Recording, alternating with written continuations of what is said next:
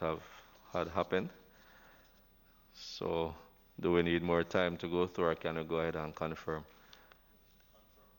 Chairman, just to ask the clerk if there was any update or any correspondence from Minister of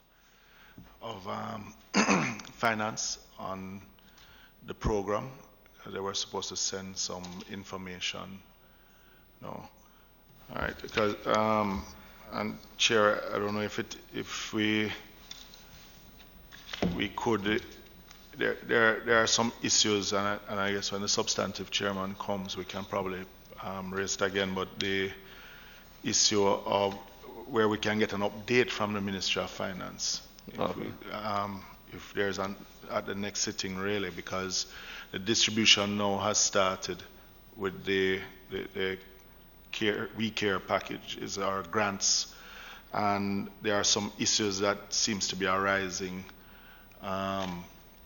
Where you have persons who are employed and laid off, I think it's the We Care grant, Yes. who I think the set have cash. made the application, The set but the cash grant. companies, the set cash, right? Yes. And the companies that they work for, and I remember us asking the question on how it is going to be dealt with if the companies do not submit the required forms that are necessary.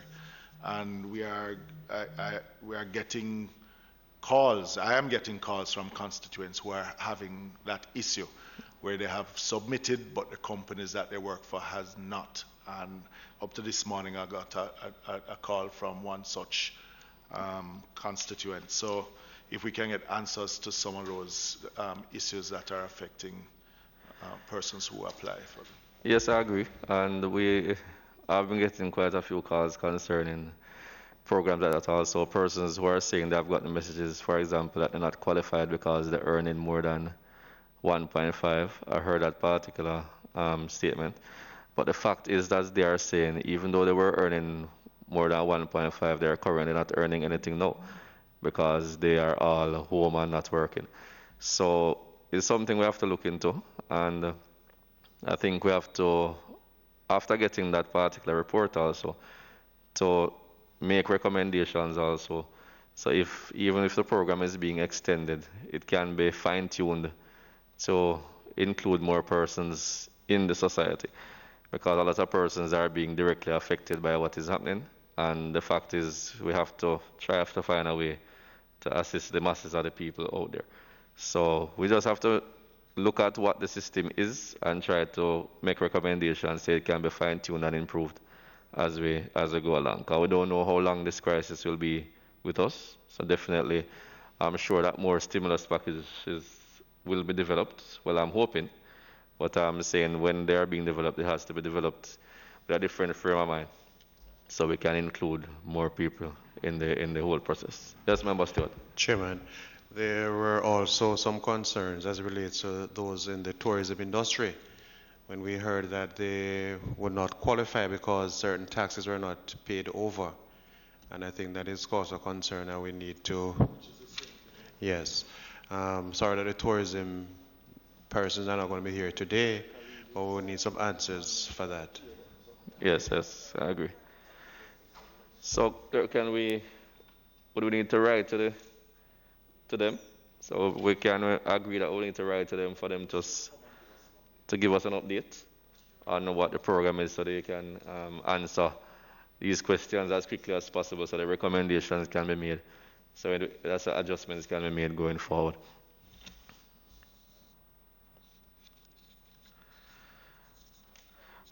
I know Member Phillips had confirmed the minutes. Had gotten anybody to second it. Member Stewart had seconded. Any matters arising?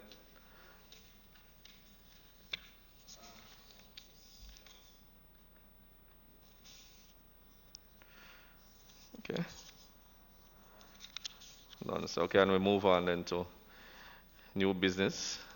And the first thing was reviewing the expenditure in response to COVID-19, which is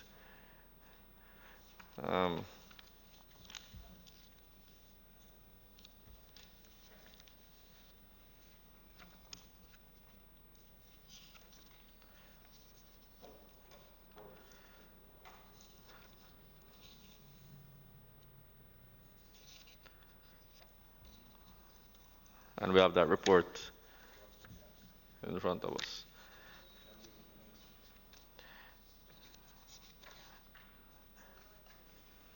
Yes, I'm going to ask you to bring in the Ministry of Local Government and Community Development. Oh, this one.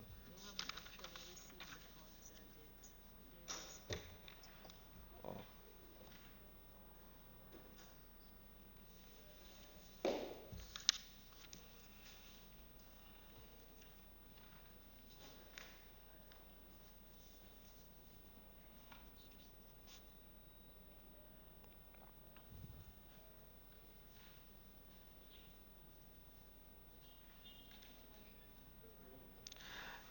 Good morning, team.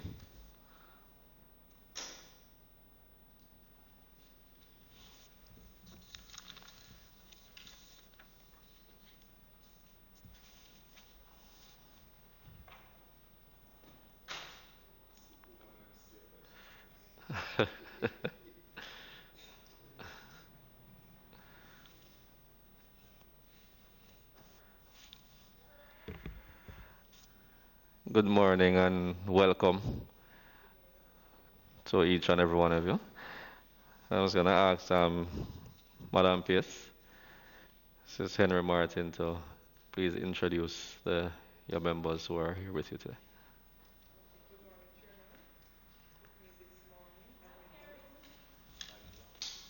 Yeah. I'm sorry. Good morning, Chairman and members and fellow colleagues. Just to introduce my team this morning, I have with me the Secretary for the Board of Supervision, Ms. Trika Lewis, sitting immediately to my right, and the Principal Finance Officer, Mrs. Anisha Gordon-McFarlane, and also Senior Director Technical Services, Mr. Dwight Wilson. Thank you, Madam Pierce.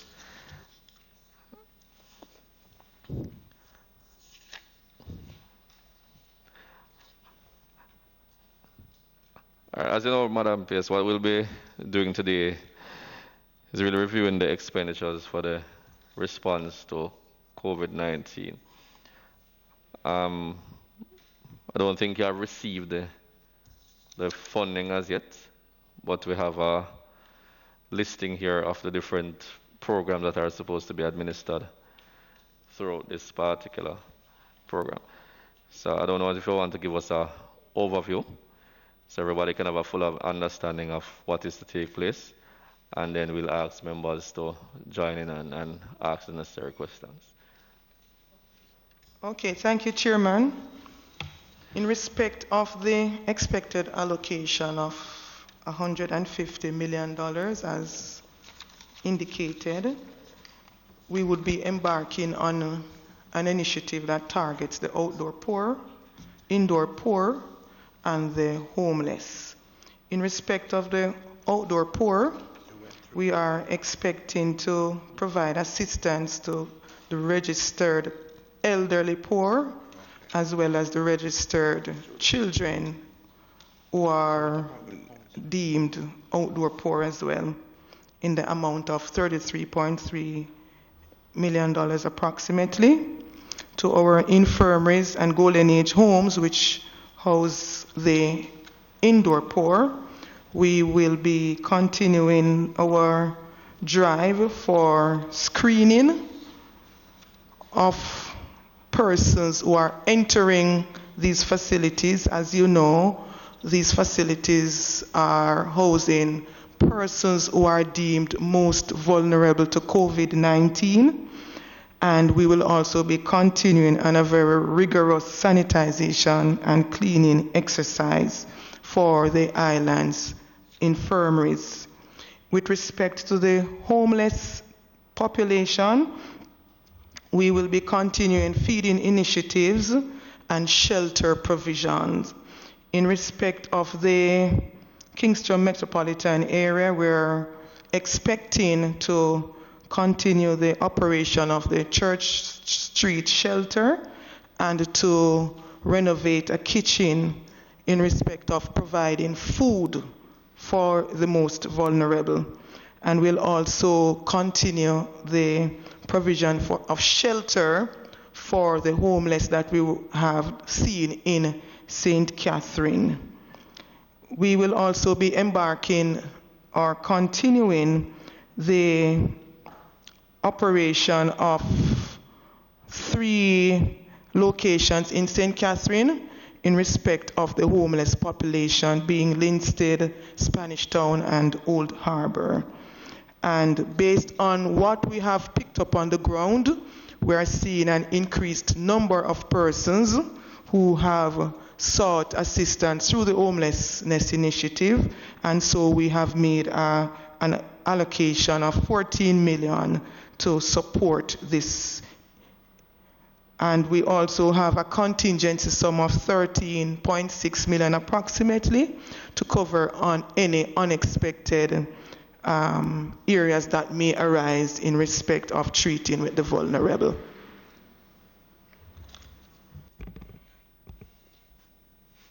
Members? Yeah, so you're, all right. Of the expected $150 million. But you haven't gotten it yet? So no, we have not started. received this sum as yet. It was only indicated as that announced and as further through this House. Okay, so yeah, but right, because we rarely deal with sums that have been received. Just as a question though, I think on behalf of all the MPs in here, the councillors get some funding, don't they?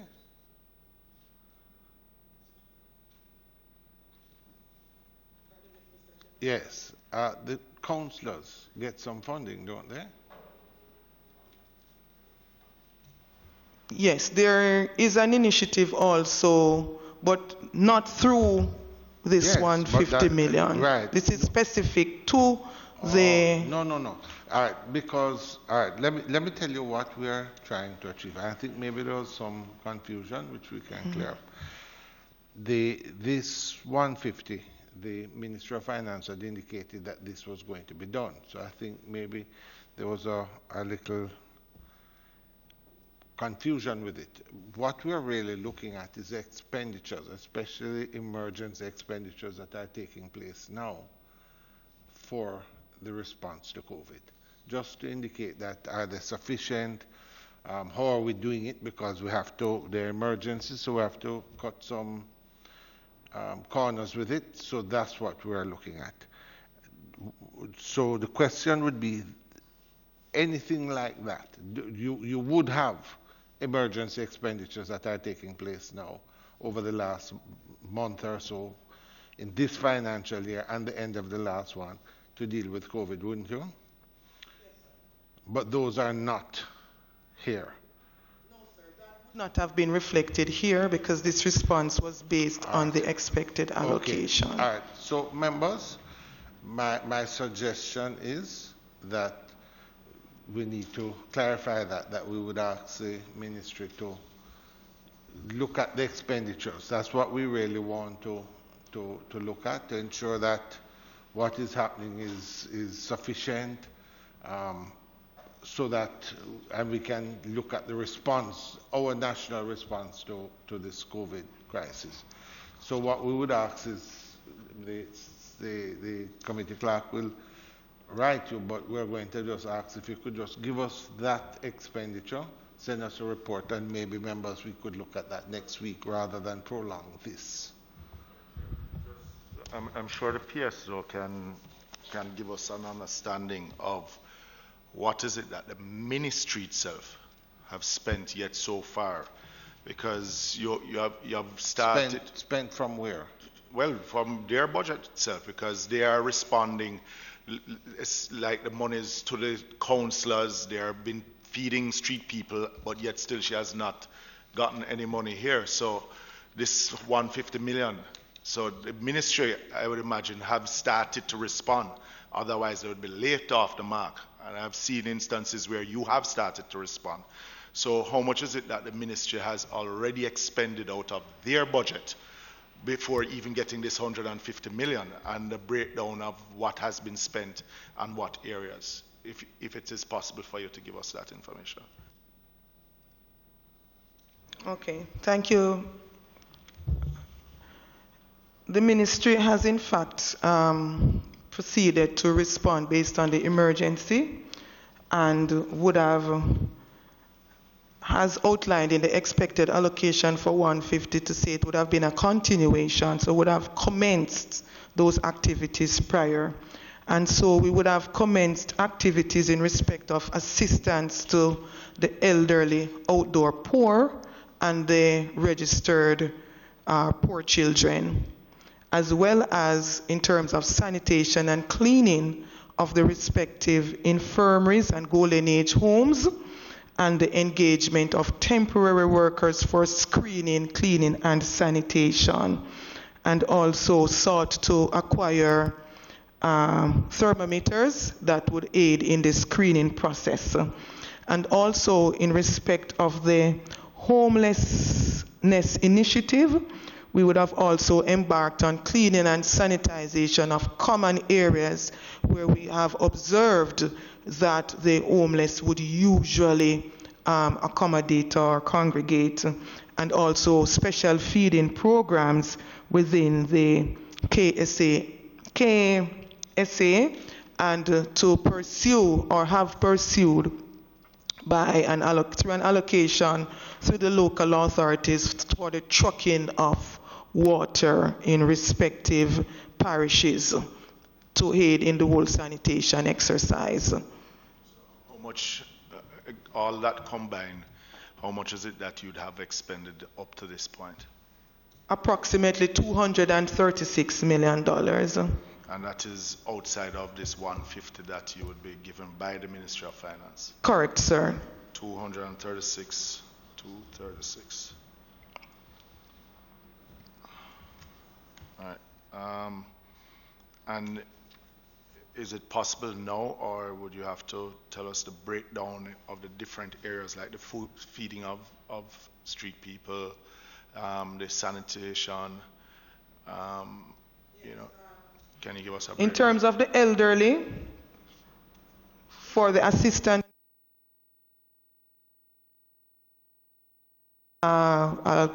lunch allocation, it's 66.6 million approximately. For the infirmaries and golden age home, temporary workers for screening, 1.12 million approximately. Temporary workers for cleaning, 4.14. Major. You're writing at the same time. I'm sorry. All right, so infirm is 1.2. Infirmaries and golden age homes. That is for what? To do What they have expended so far? No, this is for what? In terms of the sanitization and cleaning, to include screening. Screening for persons who are coming onto the infirmary compound. Whether you be a visitor or you're a worker. So you have employed additional persons. Temporary persons for the purpose of screening specifically, who must not remove from their post. So you have here you have 1.2. 1.12. Yeah. Okay. For screening. Temporary workers for cleaning. 4.1. And costs related to major. And this is cleaning of town centers or the No, cleaning, sanitization of the infirmaries, floors, bars, handles, gates, wherever are frequent touch areas. Okay. All right. 4.1. Next. Major cleaning and sanitation. So this would include other related detergents, etc. Whatever else would be necessary, 41.5. And this is to do with what areas? Within all infirmaries and golden age homes, yes. Okay. All right. So this cleaning and sanitizer is not really for this is only for the golden age homes? No, there was a general sanitization carried out within the homelessness area. So what I'm giving you now is specific to the indoor poor which is for the infirmaries and our golden age homes, Yeah, the which 41 actually million. are registered to the government. The 41 million. Right, 41.5. How many of such facilities do you have? I'm sorry, Mr. Chairman, the mask. How many facilities are we speaking of? Okay, we are speaking of about 15, 12 infirmaries, 2 golden age homes, and the Mary Actins, 1 shelter. Yes. Okay. And the acquisition of 38 motion sense hand sanitizer and 40 infrared thermometers, 3.28 million. These were distributed island-wide. And for the homelessness initiative, also for island-wide screening, cleaning, and sanitation of common areas, as I said before, where the homeless population would normally accommodate or congregate, 25.6 million. Special feeding program within the KSA due to the urban focus and the fact that you have greater crowding, 14.4.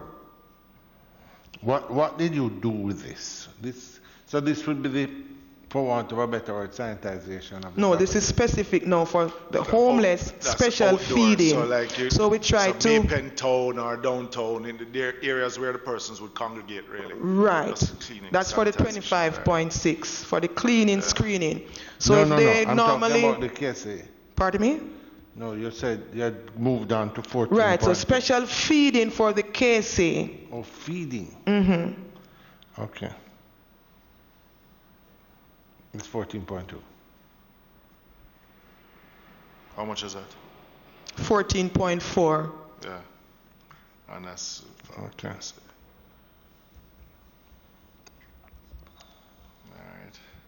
And for urgent sanitization exercise in KSA, continued sanitization and renovation of the homeless shelter at Church Street, 30 million. And let me ask you, a lot of these things are done on what, emergency procurement? Like this 30 million here for the urgent sanitization and repairs and things like that? Or is it done by staff of the municipal councils or what? Is it, in a sense, do contractors do a lot of these works, or is it that it is managed by the municipal councils employing temporary workers? How is it managed? It's the latter. Okay. Managed by the municipal corporation by the engagement of temporary workers. Okay. But you're just saying though, 30 million is spent. This was an allocation, right? Recent allocation. So so you would know the so breakdown we are now completely. in the process of monitoring that expenditure. This last figure was a recent allocation. So it hasn't been spent yet, or it may have started. They would have commenced spending. So we expect to get those reports in within this month. Understand? Thank you, Chairman. Through you to the PS. Moving away a little bit from that aspect there were...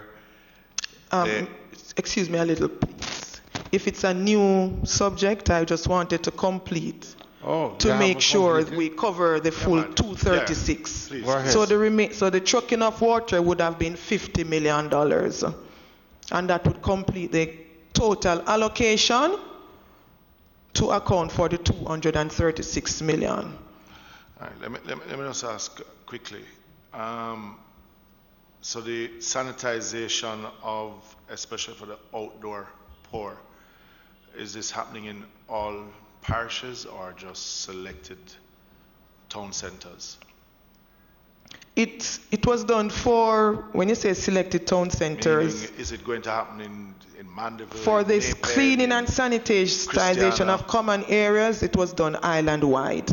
Island-wide. Right, as recommended, the areas as recommended by the municipal corporations through the Poor Relief Department. Okay, all right. Yes, Mr. Chairman. Member Sharp? My question has you answered a part of it because I was about to ask you, PS, as it relates to the washing down of the markets and town centers. That is included in that breakdown that you gave us just now? We know that number of markets, they were closed and they were sanitized, washed down and all of that. What's the breakdown? No, that the sanitization of markets is not included in this. This is specific for the vulnerable, the poor, most exposed persons. Could you then give us a breakdown as to the cost for the works that Well, were done? that information through you, Mr. Chairman, would have to acquire from the respective municipal corporations would have embarked on the sanitization exercises for markets and any other area that they believe they should do. Then the funds did not come through you?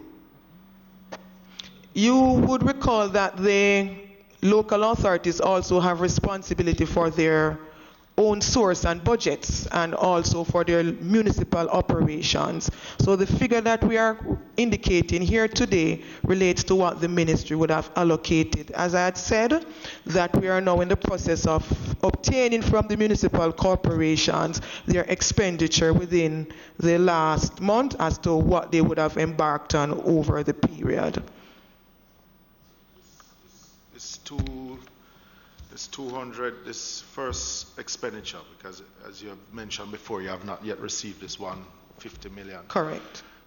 And you're hoping that you'll get it soon as a supplementary so that you can continue the programs that you have started. Correct. Right? And this 236 million would have come out of your current budget for this financial year? Or where is this fund? Where is it that the ministry has sourced these funds from? Okay, it's not from the current budget for this financial year, which is 2020-21, Yeah. but from savings recognized and reallocation through the third supplementary estimates environment for 2019-2020. And what would you reallocate from what item to what? Just to get an idea of. Well, for of some of example, we had the conference that was planned for July, and with the postponement thereof, and given this emergency, those funds were reallocated to support this initiative. Okay. All right. Now, just trying to get an understanding on the pressure on your current budget to manage things like this, because I would imagine, seeing that we have gone nearly 60 days into the pandemic here, and this 150, you have already spent 236.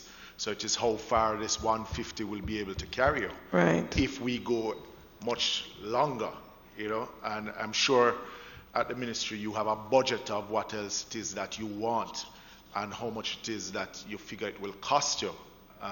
Because as I said just a while ago, this 150 looks like a drop in the bucket to what it is that you actually need. So if we were to go to carry out this exercise for another 2 months, what is the estimate that the ministry has in carrying this out? Because then you will need additional funds, and where will those funds come from? Right. All right, go ahead.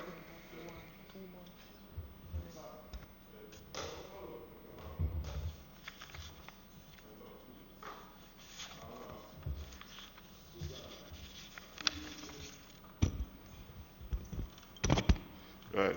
Could you say if the 230 that was reallocated, 230 million that was reallocated, could you say if that is the amount that you would have had reallocated, or that is just what you would have spent from the intended reallocation? This is what we would have reallocated. Oh, so you would have exhausted that now? That we had in-house as at the end of the financial year. So the 150 projection that we are anticipating is for the works to, or the initiatives to be undertaken over the next 8 weeks. Okay.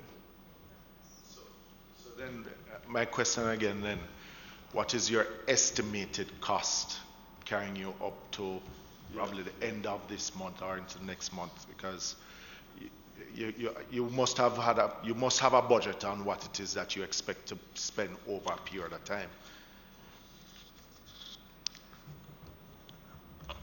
In terms of the estimated costs, as best as possible represented within what we have presented is what we are anticipating. However, as indicated, we do recognize that more and more you are seeing persons indicating their need, and we would have, I am earmarked 14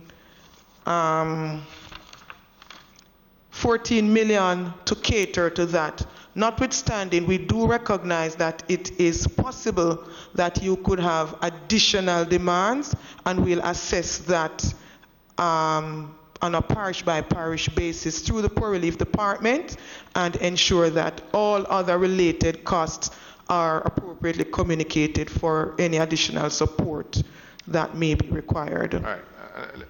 Let me see if I. All right. So in this 150 million, you have spent 236 already, yeah, and you are hoping then to. All right. So you mentioned, so you're hoping then to this is going to be new spending, this 150 million, or you'll be reimbursing some of your from what you're taking from the money spent already. No, right? So you have spent so far on feeding the outdoor poor. You have a 14.4, which is a feeding for the KSA, right? But then you have here another additional expense. This is out of the 150 of 14 million. Yeah? That 14 million, as I was indicating, sir, is based on the trend that we were seeing. Right. So we anticipated that likely, based on what we were seeing, that you could have an increased population seeking assistance. So that is what that 14 from the 150 is for.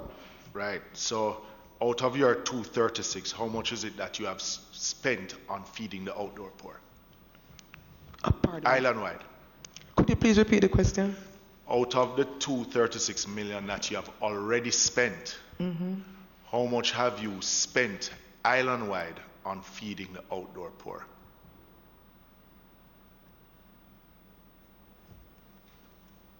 Not inclusive of KSA, but just overall.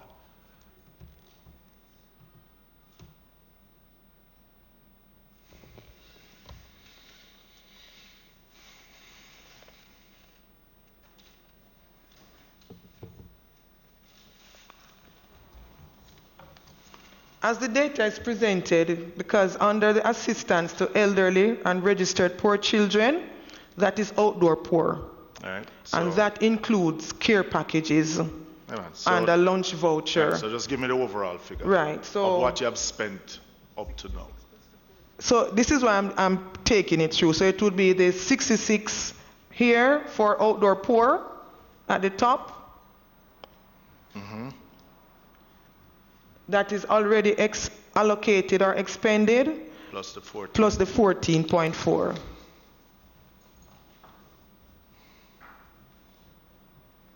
So basically 80 million. Yeah? And as I come back again, if this is going to be the additional expenses, and this is for what period of time, this 80 million?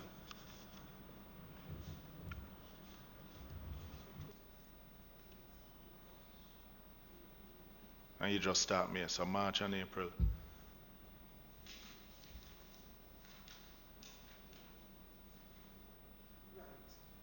Right. It was the allocation was made at the end of March. So, and this was for 8 weeks as well. So it would have been for April, May. So it will be for April, May, for correct. 2 months.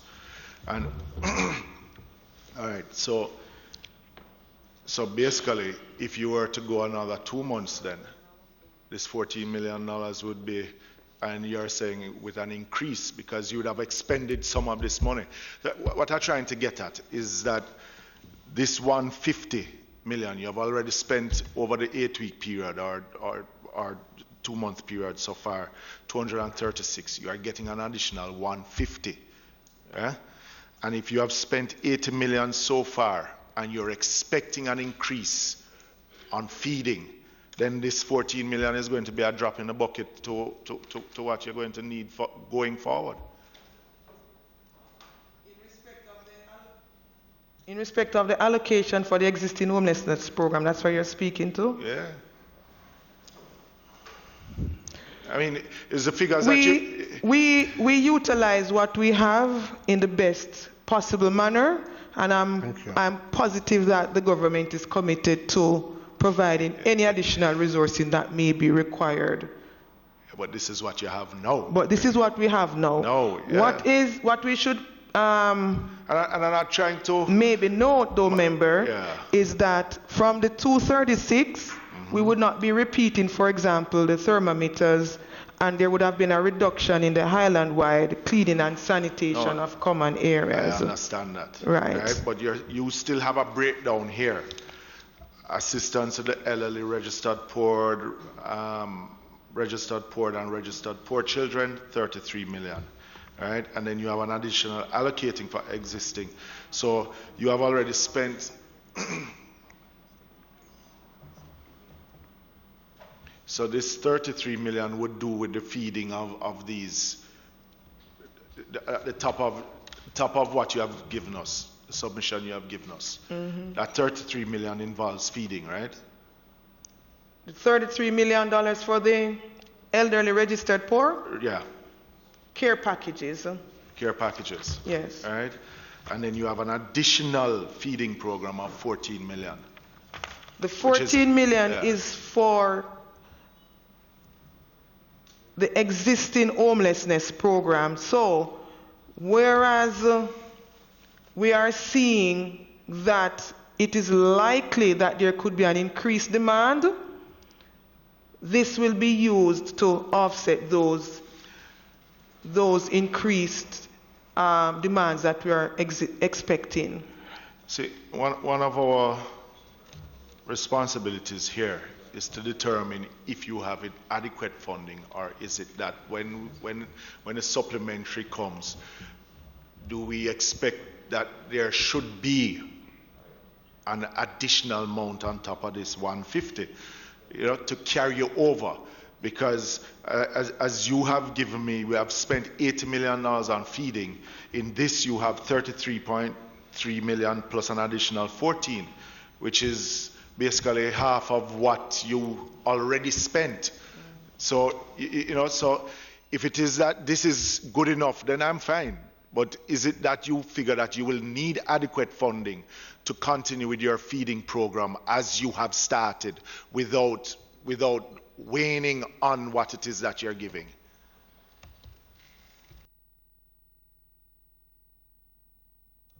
Okay, I understand what you're saying, member. What we'll do, we'll look at it, but just to note that there is also an amount provided within the ministry's recurrent budget, so we just need to look back at that and see what it is, if you and have then more come to you a more reasonable. Thank you very much. That's the question that I'm asking, Chair. So we can expect that from you as part of your response then. Yes. To see where.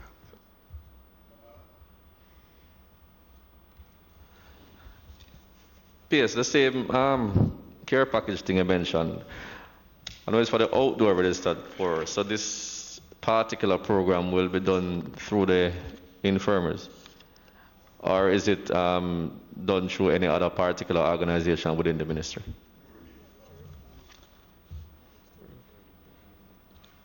It's strictly through the Poor Relief Department and our Board of Supervision, sitting to my left, has oversight of that initiative. So all our initiatives related to the vulnerable, is done through all our poor relief departments. Okay, why I asked, in addition to this then, so since this is directed through the Poor Relief Department, in addition to this,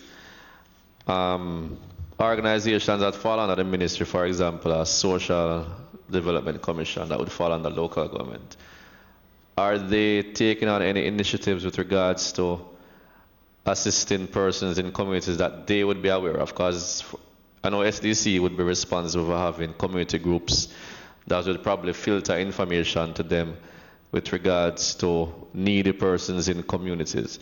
So I was wanted to know if there's a program through the ministry for this, and if there is, would there be collaboration with the other program that the Ministry of Labor is actually doing with regards to the care package that was announced earlier, well, late last week? I was wanting to know if anything is being done from that standpoint in your ministry. Okay. The first part of your question, I want to be very clear. The SDC is not engaged in any distribution of care packages. The SDC's role is in relation to coordinating with communities to deliver an effective community development program that could be related to any initiative. I want to be clear about that. And so the Ministry of Local Government and the Ministry of Labor and Social Security continue to engage. We have, as we speak, have embarked on a mapping initiative of all the packages as part of our accountability and monitoring framework that would have been distributed island-wide. This initiative will continue towards as we near the end of this scenario, whenever it ends, and will be very robust. So yes, we are in collaboration. And just to speak specifically in terms of the role the SDC plays, I suspect you're speaking particularly about the Rona helpline, which they are particularly engaged in receiving through their parish offices the information of concerns for the most vulnerable, but anything received by the SDC has to be routed back through the Poor Relief Department and back through the Board of Supervision. So the SDC is not engaged in any distribution of care packages and will not be engaged in any such, because this is not their mandate. All right, okay. Well, I know I don't have any information with them being engaged in any distribution, so I wasn't really asking that.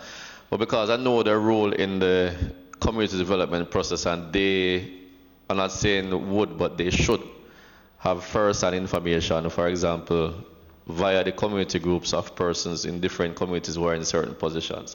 So that's why I asked if the collaboration was there with the Ministry of Labor, which you said is there. Yes. But also I know, what I also want to find out, active community groups, for example, CDCs in communities then, are there any avenues where they, as a CDC, can apply for these resources, apply to the organization for this type of resource so it can be distributed in the particular communities? Because thinking about it, I know how I figure probably how the Ministry of Labor program will work. You have to fill out forms and submit to them. Normally people would have to go then physically to collect any benefit that they have or they're supposed to get. So for example, persons who are in communities who would be able to physically go out and sign for a benefit like that, I'm not sure what is really in place for these particular persons, and that's why I mentioned the whole community distribution thing from that particular level. So not from a political standpoint any at all, no. I mean from the whether CDC or community-based organization that should, as I said, be careful when I use the word should, because they should have the information. Doesn't necessarily mean that they do. But I'm just trying to figure out if there's anything that will be put in place. Because based on what I said a while ago, there's nothing in place yet for anything like that. But I'm wondering if any consideration will be put in place for groups like this to apply for funding or for packages on behalf of the particular area that they represent.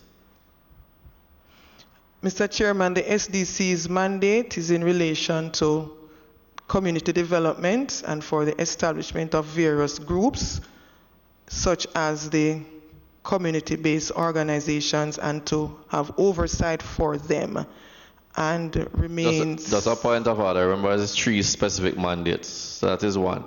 The second one is research and collection of information, and the third is assisting them to develop projects to get things like what I'm saying here. So that's why I ask on that basis if anything is in place for that. And the SDC remains committed to fulfilling its mandate as far as I know, sir. So the collaboration that is being spoken about has been in existence and will continue to be in existence. I am not aware of any community group who have sought such assistance through the SDC. That will be treated as seen, consistent with the mandate. Yeah, but I think what the member is just trying to find out is what would your policy be in that situation? This is what I'm saying, Mr. Chairman. The policy would be that the SDCs would have to be consistent with its mandate. And that's and not, I am and not aware... You're saying that's not consistent with their mandate? Mr. Chairman, what I'm saying is that based on the mandate of the SDC, if it is that a group is going to make that submission, of course there's a process that would have to be embarked on. I am not aware that any such application was made or that any community would have indicated a desire to do such. PS understood, saying it just in case it happens, just take it into consideration that in case anything that happens, you will know exactly how to go about it. But it's something that is possible because we have mandated organizations like this to be sustainable and to empower themselves. And I think them coming forward and trying to apply would be part of that empowerment that we preach every day. So there's something to think about just in case we have situations like that. So if the CDC or the DAC or anybody, because these organizations are normally independent of the political process. So noted, yes. Thank you. Just a follow-up on Member Vaz's point.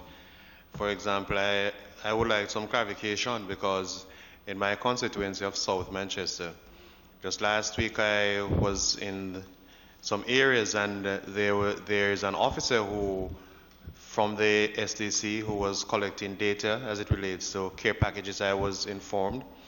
And the citizens are vulnerable and indigent. They were quite upbeat to know that they are going to be getting some care packages plus what the Member of Parliament and their councillors would have been given out.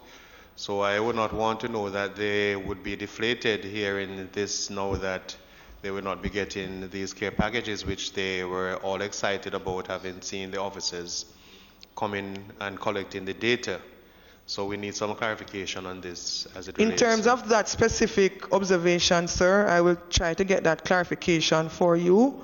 But I understand Member Vassal to be speaking about the community groups being able to receive applications and to process within the context of on behalf of a community group, which sounds a little different from an officer who is collecting names for care packages. But I will investigate that. If I might just add, what I can say, in my constituency, you have the officers from the SDC who would collect data in terms of seeking to address this particular emergency that we have. And what they do is to, for example, working through the SDC as a member of Parliament, I would have asked for them because they would have been in the community, been in touch with the CDCs and so on. So they would have information as to the vulnerable persons within those communities. I would ask them, SDC officer, to support me in identifying from my own program to help me to identify persons who are vulnerable, who may not be captured on my data from my office. And they give me that kind of support. And people from time to time would believe that because a lot of them call me to say, the SDC is collecting names for packages and so on, which is really, and I understand what the member is saying because it happens to me. And they will call me and say, the SDC officers are out there collecting names for packages and so on and so forth. And I have to explain to them that no, the SDC won't be giving packages. They help me to identify the persons, having been out there in the community, who may need these packages. And I use that as a part of my own program to assist those persons. So that is what is really happening out there. Mr. Chairman, I note the points and I will get further clarification for the House and should be able to give you some indication on that by the end of the day. All right, members, just back again, when I started the discussion, we had a discussion about the counselors program. Now, I understand that the parish councillors, they have a program that's been done, a social program. That's funded through the ministry? Yes, this is based on an allocation that is also expected through the Ministry of Finance. The local authorities would have embarked on an initiative for councillors to also cater to the most vulnerable. And that information, that program itself would have commenced. So local authorities would have commenced by embarking from their own resources with an anticipation or expectation to be reimbursed. All right, so that funding has already commenced, but in other words, at the local authority the spending level has commenced, but you have not given that, they're taking it out of their resources. How much is the total for that program?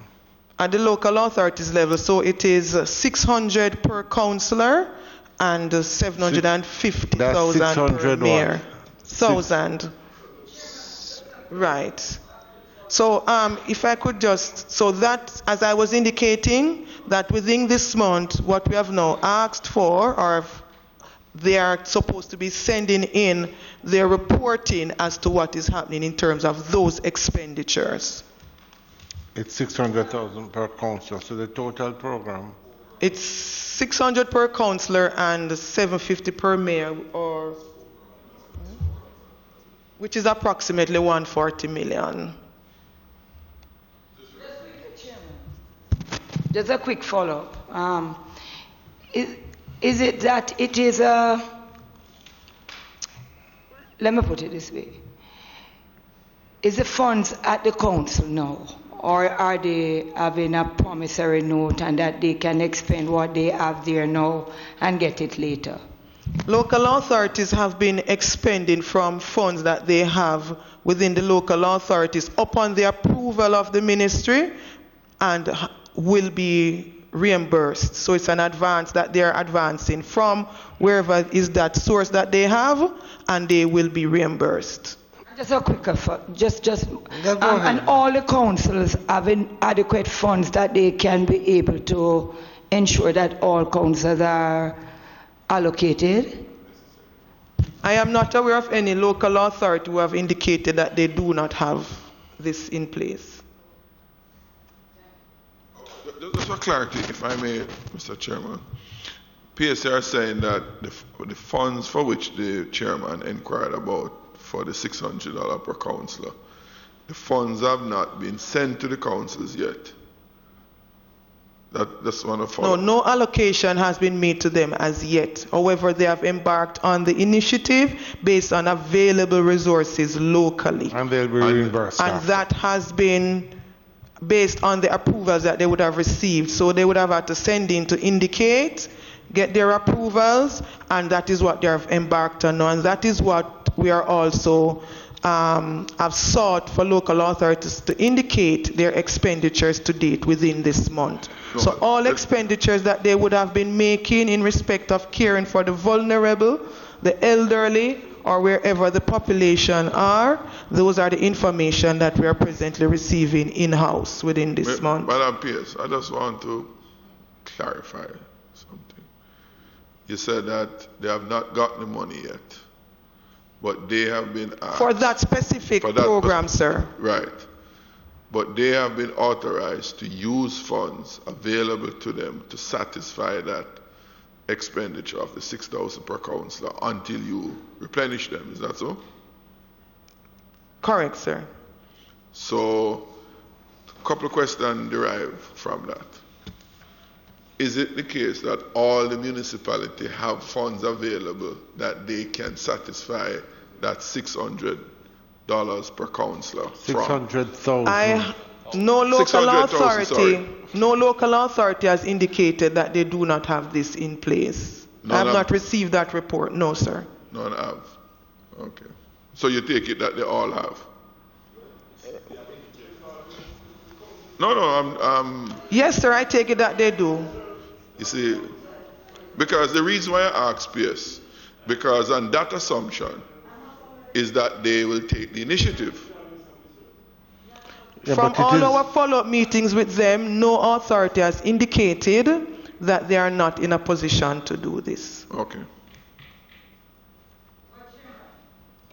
I'm just concerned in regards to the amount of funds they have there now, in terms of, because they do self-financing in some areas. If there is any area that is going to get a shortfall as a result of trying to carry out this mandate. I would have to find out this from all local authorities, Mr. Chairman, based on the reports I have in-house.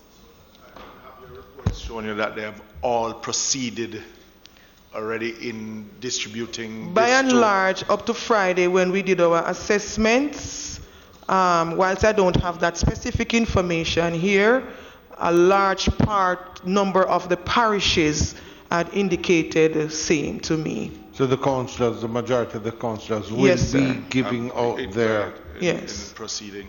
So, excellent. Chairman, which is useful because the members of parliament have been on the program, doing their program now for the last 3 or 4 weeks. But obviously the funds are out, so it is good that the councillors know that there's some funds, that they actually have funds, and in some cases the sum of the councillors' funds are greater than what the members of parliament have.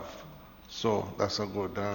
But Chair, just on addition to that now, is in total your expenditure that you're expecting, the 150 which you have not yet have gotten, the 236 which you have already started to spend from the ministry's point of view, and this 140 which you're expecting from the Ministry of Finance to subsidize what it is that the councils get.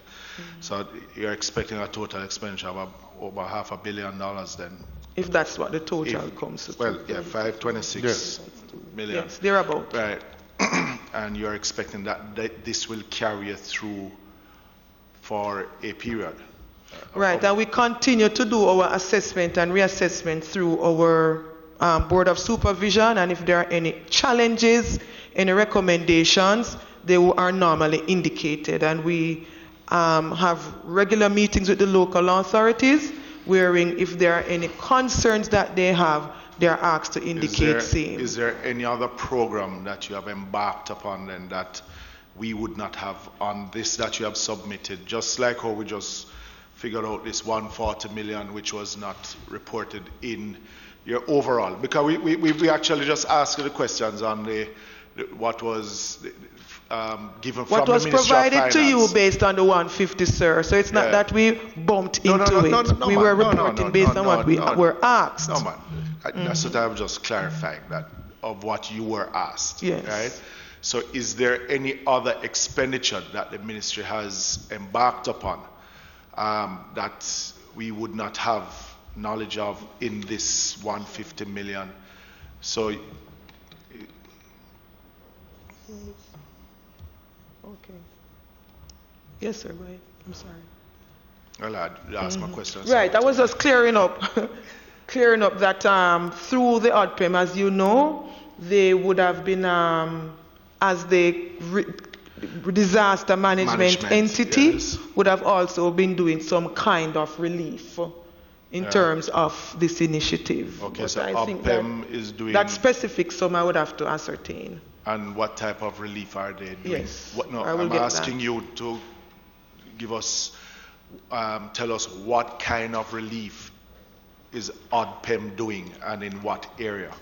Are they doing food packages? Are they doing, transportation of water? What type of relief have they embarked upon? Mainly care packages.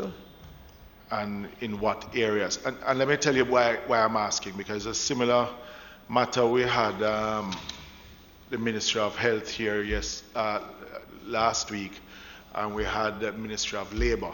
And what tends to happen is that, and I know you have the councils that you work through, but there's a duplication in some areas. So you have some citizens getting more than others with this meager sum. So you have the Ministry of Labor doing their care packages, you have the councillors, you have the ministry itself doing another through the municipal councils, then you have the other entities doing the same thing, but there's no coordination of information going out. So is it that Michael Phillips from Northwest Manchester, am I collecting from the Ministry of Labour through their Social Security Department, and am I collecting the same through the Poor Relief Department, when my neighbour hasn't even gotten a package at all? So, Right. Through you, Mr. Chairman, your point is well taken, Member Phillips, and it is something that that's why I was pointing to the mapping exercise that we have embarked on, and also the collaborative work with the Ministry of Labour and Social Security. So what we are doing, because there's a spreadsheet that is used so each name of the person who have benefited and their respective information is collected in a spreadsheet, and the numbers and divisions served and so on. And what we do is to map that.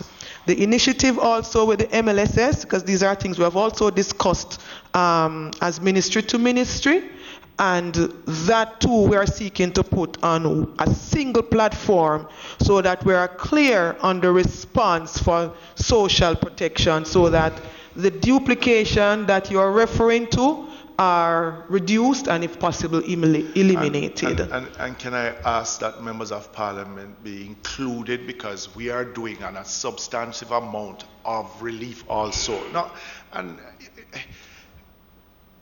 We are generally the first responders, yes, with the councillors. And I mean, even in my own exercise in my own constituencies, to look at the names which had to be submitted by the councillors prior to them getting the assistance, compared to the names that we had, put it in a format that we can compare to ensure that we're not duplicating. Yes. So all I'm asking is that we also, and it's not to find, we know the people business already. So it's not hiding any information from us, right? But just so that there's the coordination with limited resources, yes, that it is done in the most efficient way. Right. Point well taken, sir. And that is all. And I find that us MPs, the agencies don't like deal with the politicians, but we are there and we are doing the same. So when we see on the front page of the paper now of a company giving the government on behalf of MPs resources, we want to ensure that it is also spent in the most efficient way. Right. So that I don't give the same person who is getting 2 times or 3 times when another man down the road just don't have anything.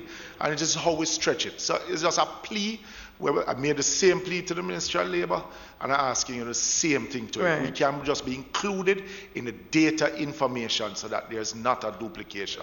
Point taken, sir. Yes. All right, yes, it does. Yes, sir. So we will, because Up to Friday, I think, we were in dialogue with the Ministry of Labor, and our commitment was to work further through into this week for bringing together of everything. So in our discussions, we will see how the best methodology, modalities for inclusion of all such. Just have to break it down not by per parish, but just by per constituency. Yes, okay. Chair, through you to the PS, those persons who are confined to the infirmaries and the golden age home, they are quite vulnerable to the COVID-19. Are there any plans to begin testing of those persons who are confined to these homes? Somebody say Ministry of Health. I will be guided by the Ministry of Health. But of course, any action that we can take to minimize the impact, it's what we are seeking to do, and that's what the ministry is committed to do to protect our most vulnerable. That to be expedited because they are most vulnerable, as you rightly said, and they would need to be tested because many of them would be asymptomatic, and we would love them to get the tests before they start dying, as what is happening in other jurisdictions. Okay. Just to find out from PS if there is any collaboration between you and solid waste. If there's a budget given to solid waste, I remember hearing something like there is a breakdown, an amount that was given. Chairman, are you aware? To the solid waste department. No.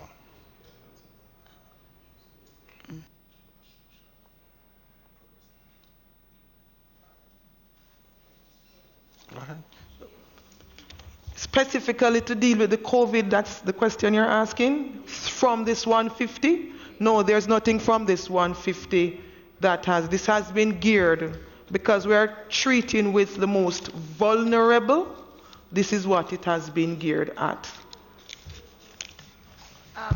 Just to, because it is really for my own clarification, there is there's a budget for solid waste in the COVID-19, and if there is a budget, is it managed through local government or it is on its own? The Ministry of Local Government would have, consistent with the government policy, asked all agencies to relook on their present situation in light of what is happening with COVID. So, as with ODPEM, JFB, or SDC, the activities, even within the ministry, have been around COVID. So, any response to COVID would have been based on a readjustment of what is existing both within the ministry and the agencies in order to respond. And so they would not have to report to local government, none at all? The NSWMA? Yes. They do. They would have had to report, yes. And this dialogue is ongoing. All right, members, I think we have gone through the essence of the discussion today. PS, let me thank you and your team for coming. If members are completed, yes. Let me thank you and your team for coming. I think we have had a discussion. In closing, I would say one thing. You had mentioned that you had spent $2 million buying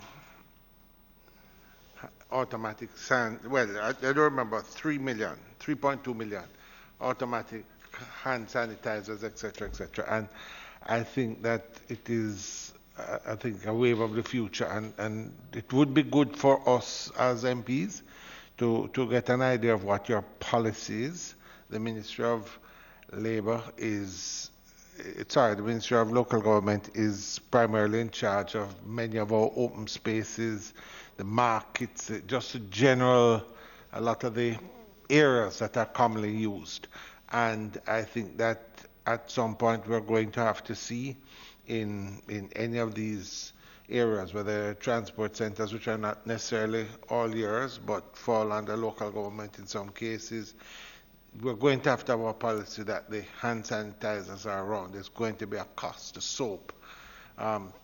Automatic better, because even in our transport center in the grill, we put pipes and soap, and we have it. But the problem is, even we had to be trying to find those that you can turn off and on with your feet.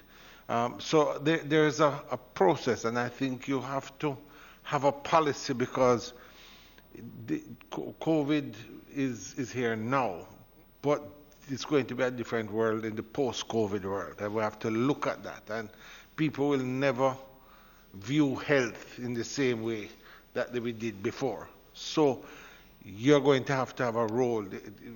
In other words, it shouldn't be that you send out 100 sanitizers and they pick. I think there needs to be a policy.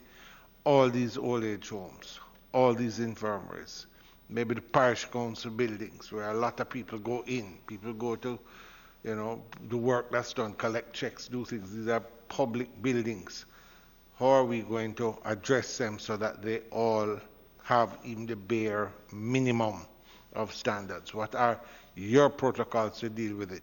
The parks, the areas on the road with large bus stops and so forth. We're going to have some mechanism that persons can do even the bare minimum. So I think that it's a start, but it's going to be expensive. It has to be done in an organized manner and roll out some sort of policy. So I think it's something that if you haven't started, it's something you should look at and really present to us, and certainly to Parliament or through the Minister, so that there's a program that addresses this. Because whether or not we find a vaccine, whether or not we find a cure, people are going to change their attitudes now what the next waves will be. So I think it's important for us to at least define those policies and programs and protocols. Mr. Chairman, just yes, Member White. Just a question. PS, do you have the numbers? I don't know if you have it with you, but for the amount of indoor and outdoor poor that you have. Outdoor what? I didn't. Numbers, indoor and outdoor. As in the population, the outdoor poor population is approximately 17,000, I think 14,000 adults and 3,800 children. And for the indoor poor, it is 1,435 across our infirmaries. And do you include the homeless as part of the outdoor poor? Or no, the homeless population is accounted for separately. Separately? Yes. Okay. So the outdoor poor is those who are registered on our registered roll. Who doesn't live in an infirmary? But do not reside in the infirmaries. Yeah. Is there any overlap between what you have as an outdoor poor and someone who would be on path? I'm sorry, sir. No, is there an overlap? It's a different no, the registered poor, that's it. There's no overlap. Under the Poor Relief Act, you're registered under that. And they give them a stipend every month? Right, but I'm saying that, but that's what I'm trying to understand.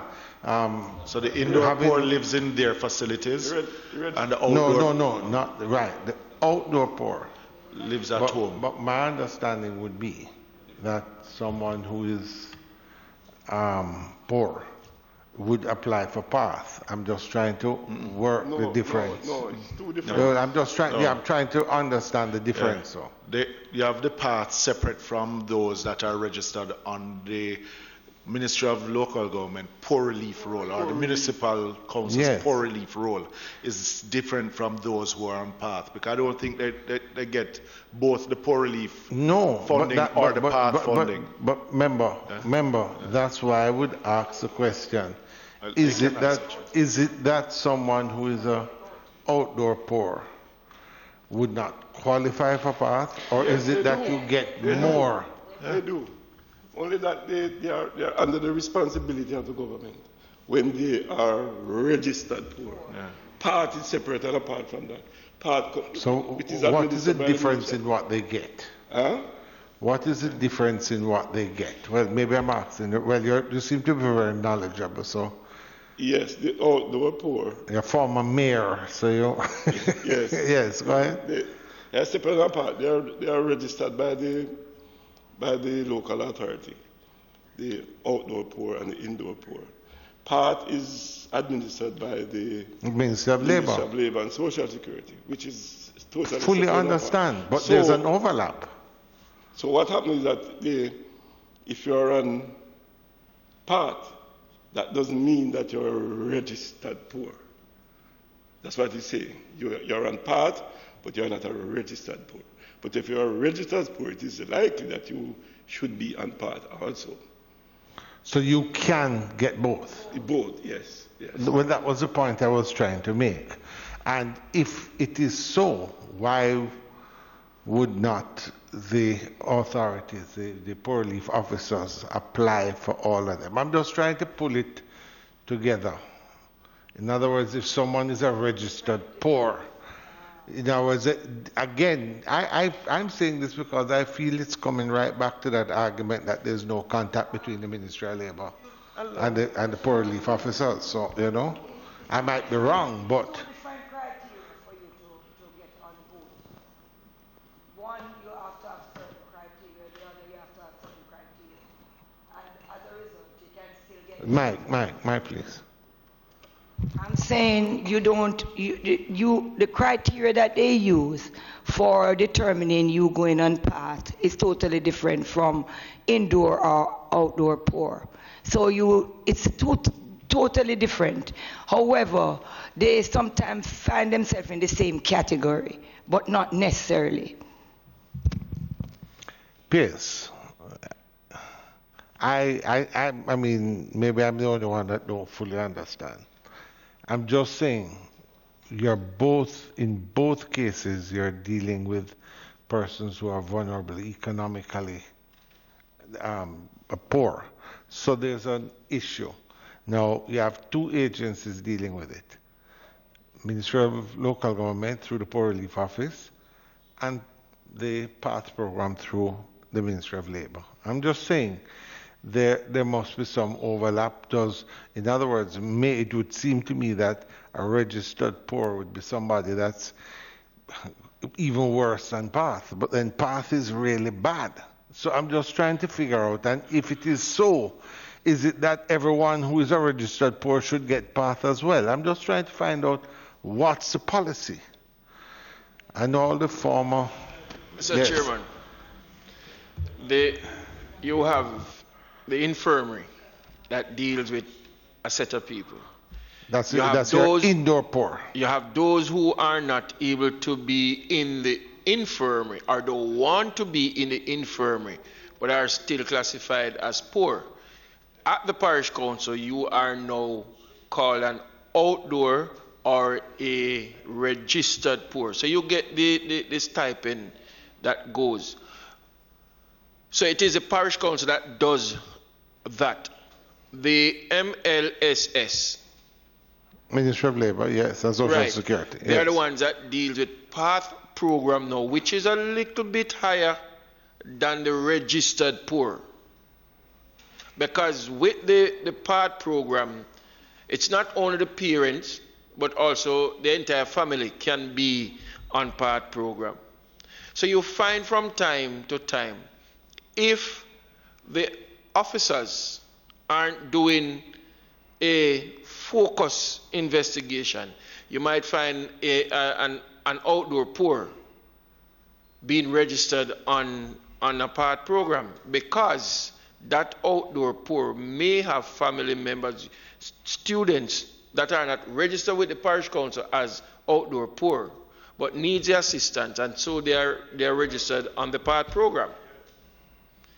So yes, you'll find in a minuscule way, not very often, in a minuscule way, that you find persons who are on both system.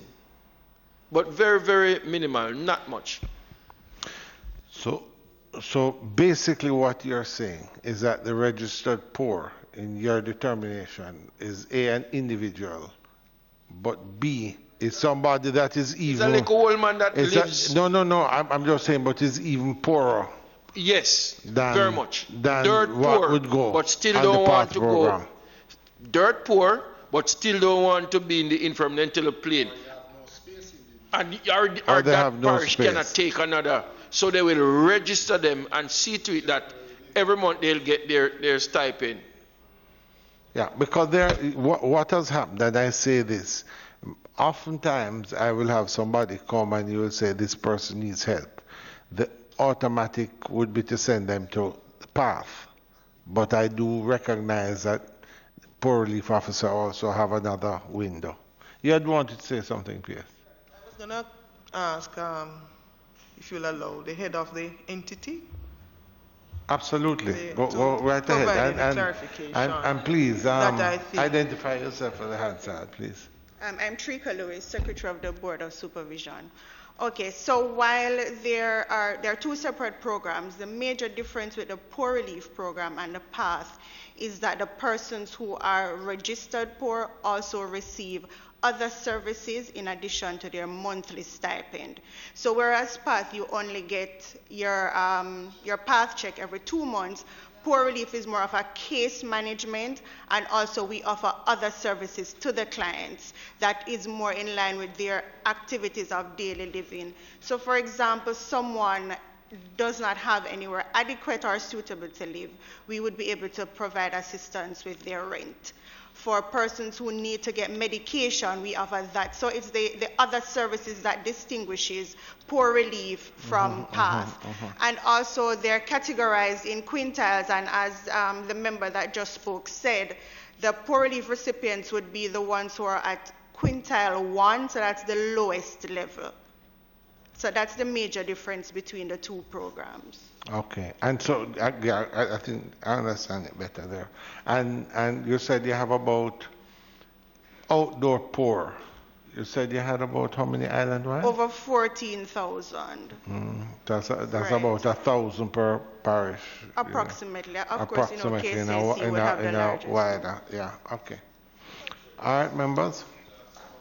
Just on the issue of water, because I see here you said 50 million, which you have already started to spend out of your 236 for the trucking of water, but in the 150 going forward, because even though we might see a little break in rain here and there, there's still the issue of water, especially in constituencies like mine, which have parish tanks, which is managed by the parish council, and no regular potable water through the NWC.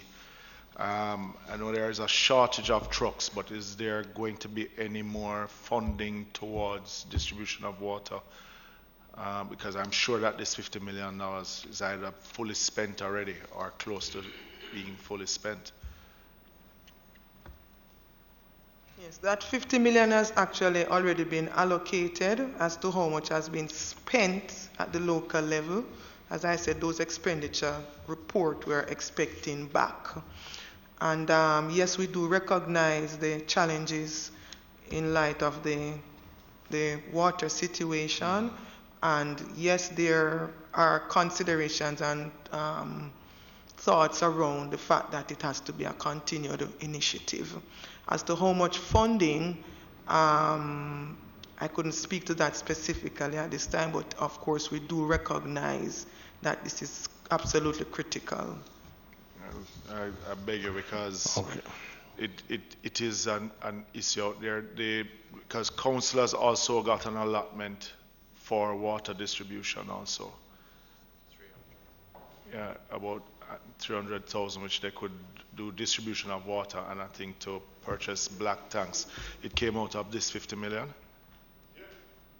I don't know. That's our water. You say that with a certain certainty. 50 million strictly for trucking of water. Yeah, but that's what No, he was talking about. No, that's what I'm saying. He's saying is that an the allotment, breakdown- just like with the food packages, an allotment was given to the municipal council, which would have been distributed to each councillor within the municipal council. So this has to do with, this is the $50 million that we're talking about here.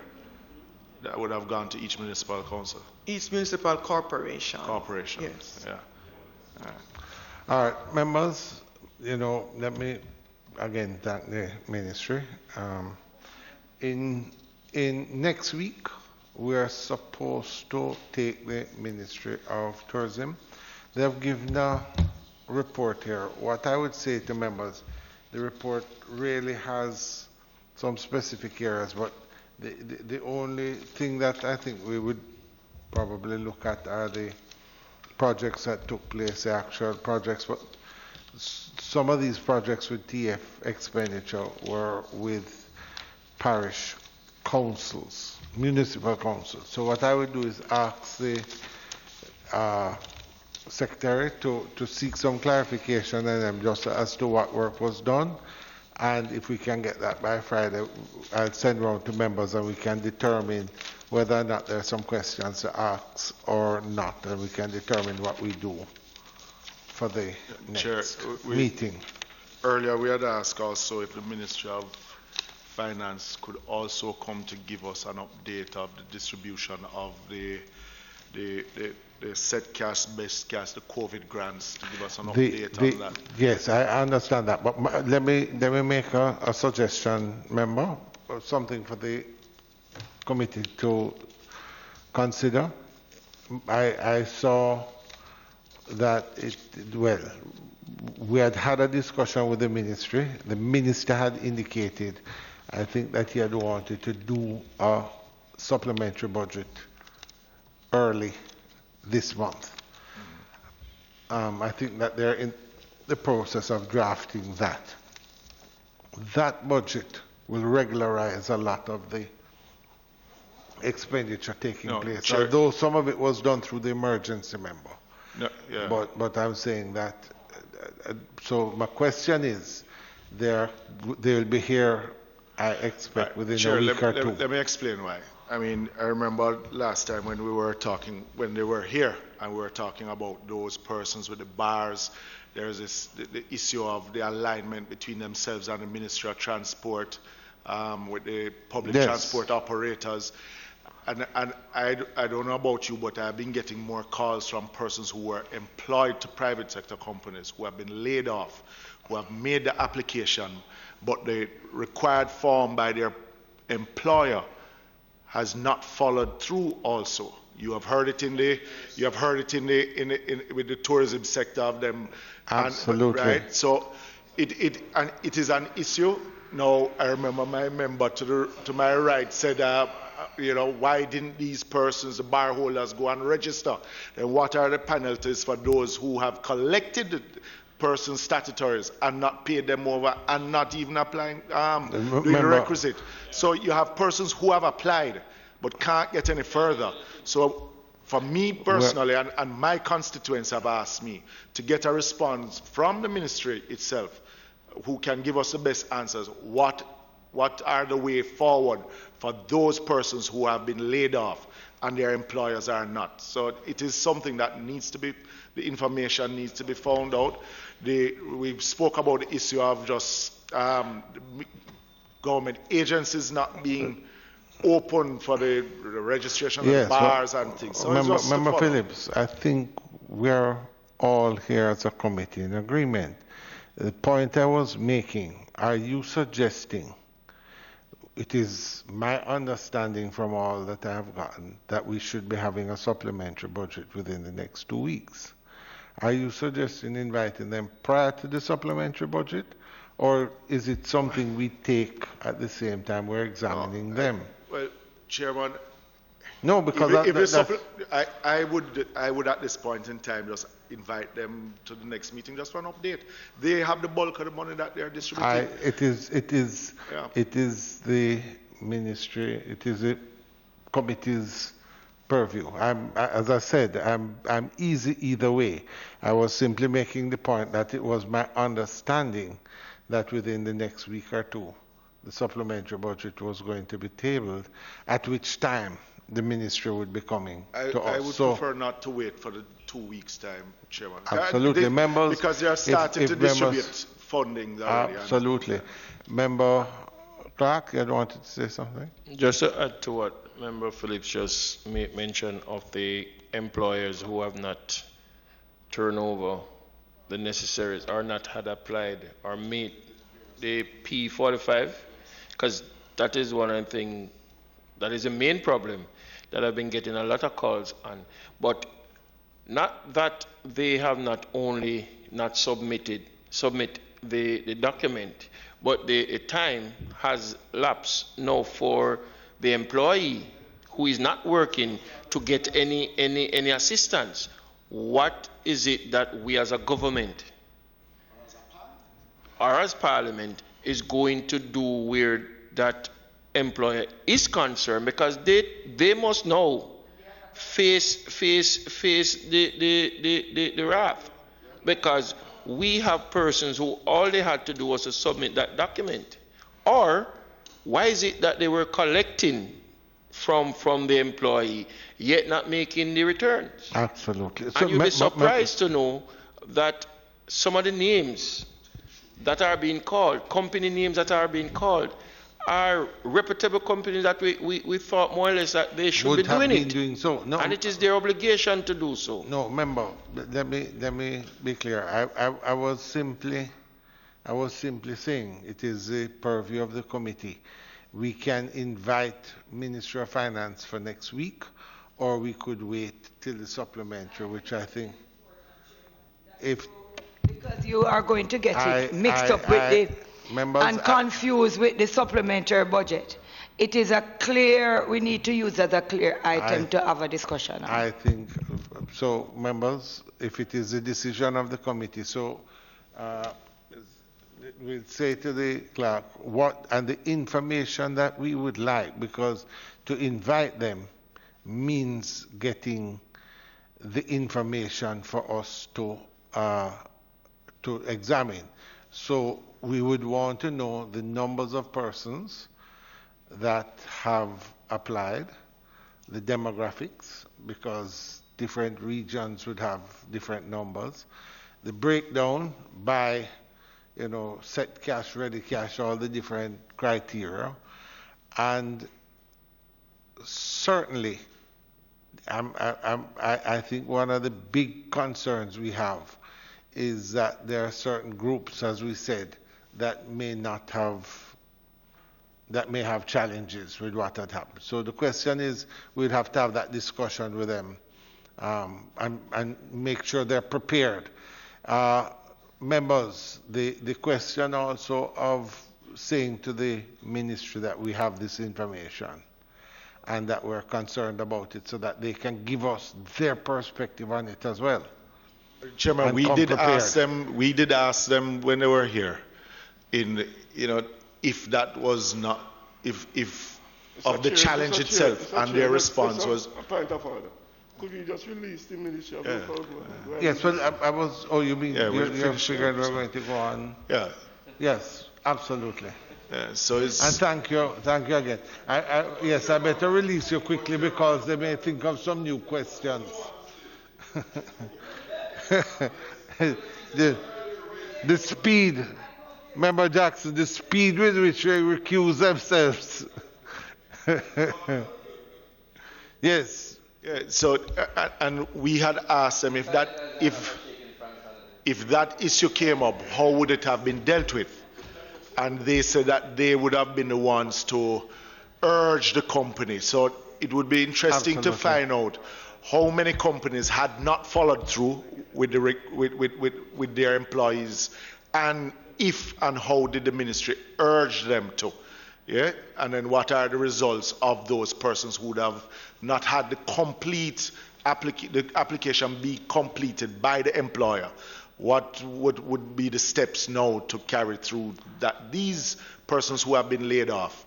Because remember, Chair, in their own information to us, though they said cash, and the best cash they said was undersubscribed. Yeah. Yeah. So no. They said in there to what the applications. Now, how many persons have been able to benefit? How many companies have helped to complete the applications for their employees? And if there's any additional information, yes, they can give and I would go a step further because it will show certain weaknesses. There was when this whole process started, the Prime Minister and the Minister indicated one of the targeted groups was tourism. And we have heard the numbers of 140,000 direct employees, etc., that the Minister said. The question is how many of those will ultimately get assistance and how many were able to apply. So it's going to be interesting. I think we need to delve into it and see where we're at with that. So we will indicate, Ms. Bailey, we'll invite the Ministry of Finance and Public Sector to the next meeting. Members, with that, I think we've had a very productive day. Thank you, and if there's nothing else, this meeting is now adjourned.